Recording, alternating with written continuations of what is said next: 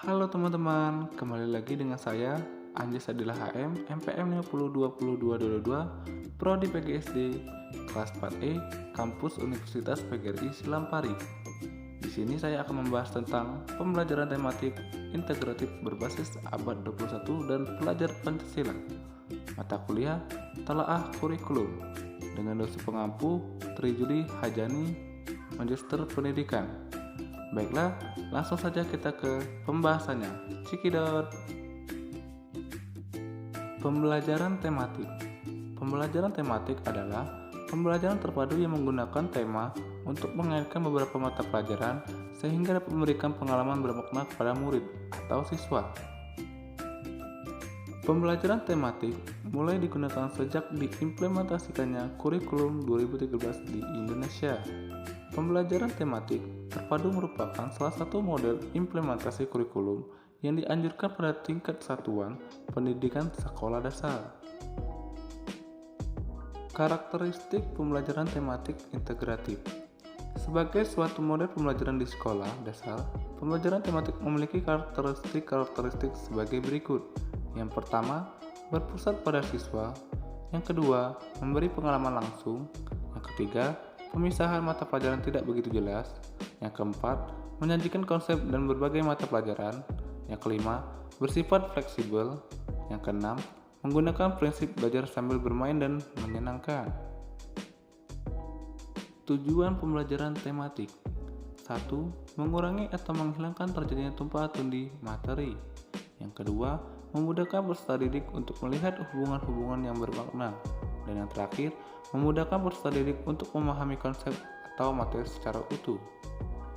Berikutnya, langkah-langkah pembelajaran tematik integratif. Yang pertama, memilih tema yang dapat disesuaikan. Yang kedua, melakukan analisis SKL, KI, KD, dan membuat indikator. Yang ketiga, melakukan pemetaan KD. Yang keempat, membuat jaringan kompetensi dasar. Dan yang kelima, menyusun silabus tematik terpadu. Dalam pembelajaran tematik akan diperoleh beberapa nilai positif antara lain. Yang pertama, memudahkan pemusatan perhatian pada satu tema tertentu. Yang kedua, anak didik mempelajari pengetahuan dan mengembangkan berbagai kompetensi dasar antara isi mata pelajaran dalam tema yang sama. Yang ketiga, pemahaman materi pelajaran lebih mendalam dan berkesan. Dan yang terakhir, kompetensi dasar dapat dikembangkan lebih baik dengan pelajaran lain dengan pengalaman pribadi siswa.